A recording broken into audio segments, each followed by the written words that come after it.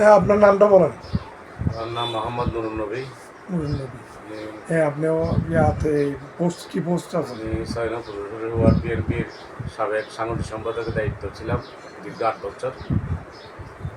এখন বর্তমানে বর্তমানে আমি কোনো কমিটিতে নাই। আপাতত কমিটি ছাড়া পদবি ছাড়া আমি রাজনীতিতে আছি। জি। হ্যাঁ, আপনি আগামী ইলেকশনের কেন চিন্তা ভাবনা কি করতেছেন? আগামী ইলেকশনে চিন্তাভাবনা হচ্ছে আপনার, আমি দীর্ঘদিন রাজনীতি করেছি, প্রায় 30 বছর আমার রাজনীতির বয়স। আমি সকল আন্দোলন সংগ্রাম থেকে শুরু করে সকল প্রোগ্রামে, আমার দলীয় প্রোগ্রামে আমি উপস্থিত ছিলাম সক্রিয়ভাবে। এটা আমাদের সিনিয়র নেতৃবৃন্দরা সবাই জানে। তো কাউন্সিলর নির্বাচন করার জন্য এটা জনগণের সমর্থন থাকতে হবে। শুধু আমি বললে যে আমি কাউন্সিলর নির্বাচন করব বা নির্বাচনে দাঁড়াবো সেটা হবে না। আমাকে জনগণে পছন্দ করে কিনা, জনগণ আমার পক্ষে আছে কিনা, জনগণ আমাকে সমর্থন করে কিনা, সেই বিষয় বিবেচনা করে তবে আমি কাউন্সিলর নির্বাচন করব। এখন আল্লাহর রহমতে আমি আমার অনেক নেতাকর্মী রয়েছে আমাদের পক্ষে এবং জনগণও। আমি সামাজিক একজন কর্মী, আমি সামাজিকভাবেও কাজ করি। আমার সামাজিক অনেক সংগঠন আছে, যে সংগঠনের সাথে আমি জড়িত। ওই সংগঠনের মাধ্যমে আমি সামাজিক বিভিন্ন কর্মকাণ্ডের মধ্যে আমি উপস্থিত হই এবং কাজ করে যাচ্ছি। এবং অনেকেই আমাকে বলেছে আপনি কাউন্সিলর নির্বাচন করুন, আপনার পক্ষে আমরা আছি, আপনার জন্য আমরা কাজ করব।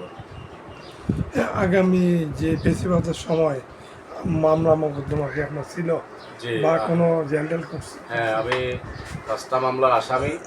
আমি দীর্ঘ 1 মাস তো 2বার জেল খেটেছি।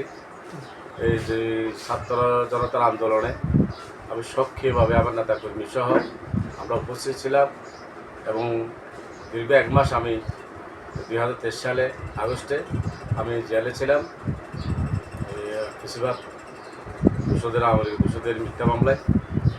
সেখান থেকে আমি জামিনে লাভ করি। তারপরও আমি আবার ঢাকা থেকে শুরু করে বিভিন্ন প্রোগ্রামে, আন্দোলনের সংগ্রামে আমি উপস্থিত ছিলাম। এবং 24-এ যে নির্বাচন হয়েছিল আওয়ামী লীগের, সেই নির্বাচনের আগেও আমরা আন্দোলন সংগ্রামে অবরোধ উপস্থিত ছিলাম। আমাদের সিনিয়র নেতৃবৃন্দের সাথে আমি নিজেই সেই আন্দোলনে নেতাকর্মী নিয়ে মিটিং করেছি। পাশাপাশি সেই আন্দোলনে উপস্থিত হওয়ার কারণে আমার ঘর 2-3বার ভাঙা হয়েছে। এখানে আমার ঘরের মধ্যে অত্যাচার করা হয়েছে, আমার পরিবারের উপর অত্যাচার করা হয়েছে। সব কিছু নিয়ে আজকে আমরা এখানে উপস্থিত হয়েছি। আমরা দলের থেকে কোনো পিছপা হয় নাই, আন্দোলন সংগ্রাম থেকে কোনো পিছপা হয় নাই।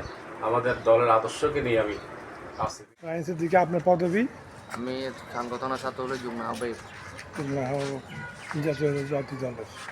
হ্যাঁ, যে বর্তমানে আগামী সিটি কর্পোরেশন নির্বাচনকে ঘিরে আপনার মতামতটা বলেন।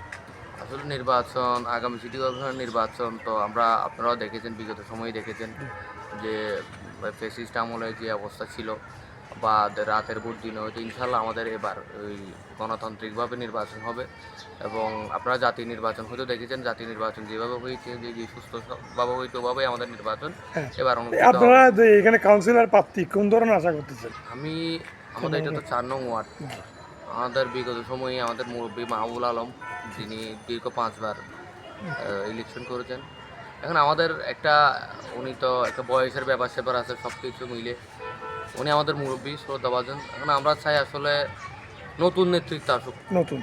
নতুনের মধ্যে কি আপনারা তার তরুণের মধ্যে দিচ্ছেন?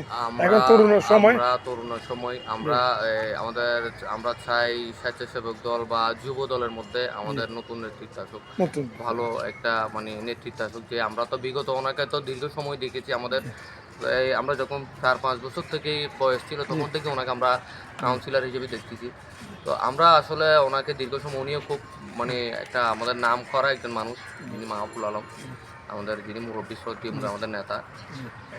এখন আমরা আসলে ওনার একটা বয়স হয়ে যাওয়াতে এখন আপনারা নতুন ভাবে একজন রাজনৈতিক বা আমরা একটা নতুন যিনি দৌড়াদৌড়ি করতে পারবে, খাটতে পারবে, এই ধরনের একটা তরুণ আসলে